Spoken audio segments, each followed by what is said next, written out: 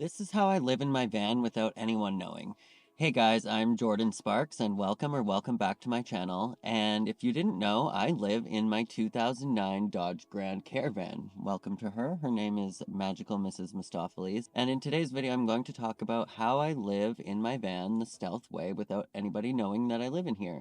So first off, I live in a Dodge Grand Caravan, which is the most common vehicle in the country. So the perk of driving a vehicle that is the most popular vehicle in the country is that I blend in everywhere I go.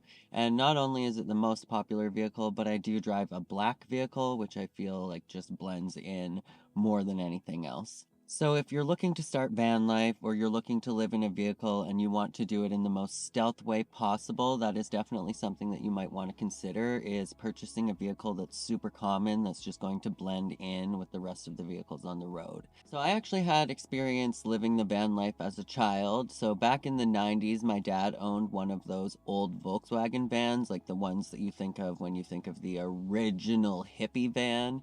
And my dad was one of those hippy dippy types, so he definitely had one of those vans. But even with one of those vans, he wanted the most plain one ever. When we were on the road, I would often see vehicles that were like painted the same Volkswagen vans. I would often see them painted like floral with flowers all over or mushrooms all over them or like giant peace signs. And my dad explained to me very young at like 5 or 6 years old that if you were living in a vehicle like that, it's going to draw attention like a red flag.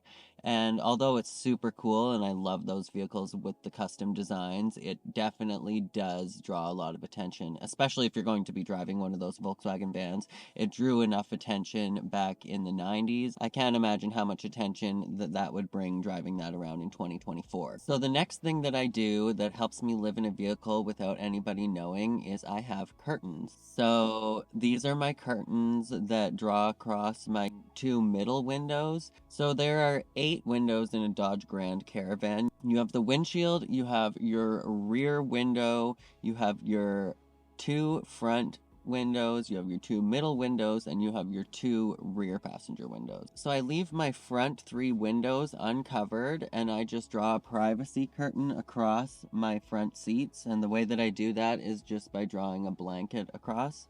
And then my two middle windows, I have curtains that draw.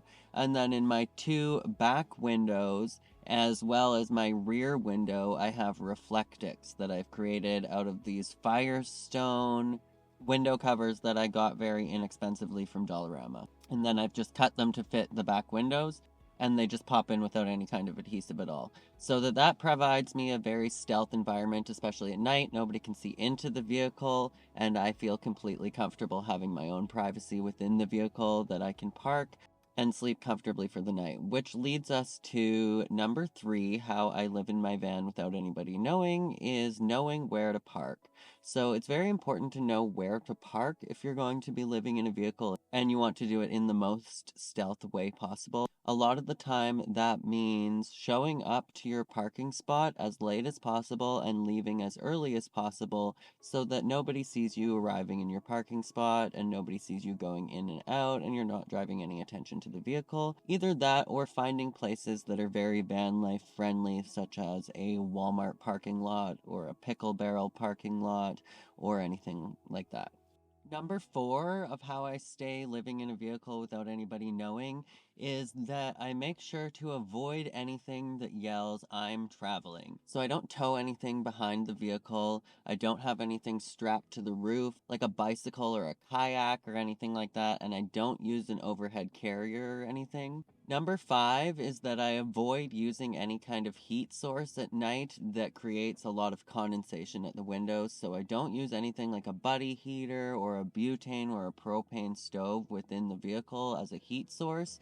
I do use my butane stove in order to boil water for coffee or to cook things, but I don't use it as a heat source because that creates a ton of condensation on the windows, which makes it very obvious that there is somebody within the vehicle, as well as like running a diesel heater, for example, because there's a constant noise and a constant exhaust coming from the vehicle, which is going to make it not as stealth as possible. So for me, what I do in order to survive the cold winter nights is I either use a heating pad or hot paws, or just most commonly, I would say 99% of the time, I just sleep in my thermal insulated mummy sleeping bag, and I just got this from the Ozark brand, I believe. It's from Walmart. It was not expensive at all, and it's good for up to -10 Celsius, and I've used it on nights up to -16 without any additional heating source, and I was perfectly fine. I stay stealth living in my vehicle without anybody knowing by not dumping or leaving anything behind.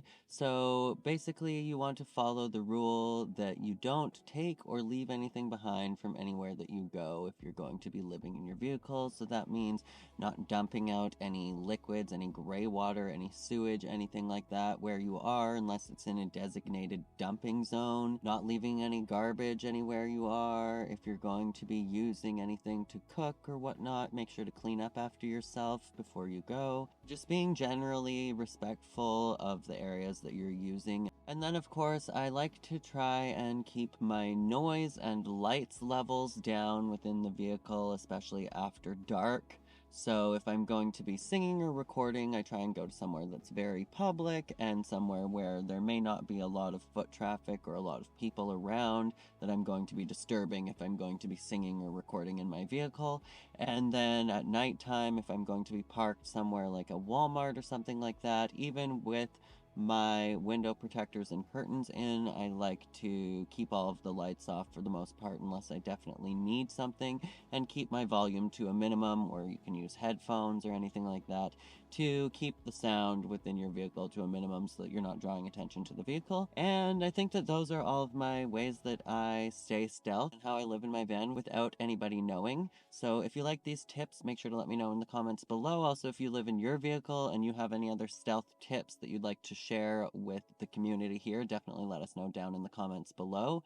But I think that that is it for today's video, so thank you for watching. We just hit 70,000 subscribers here on this channel, so thank you guys so much. Every single one of you guys that has watched a video on my channel, whether it has been 1 or 1,000 videos, has helped contribute to that, so thank you so much for all of your support here on my channel, and I will catch you guys in the next one. Bye, guys.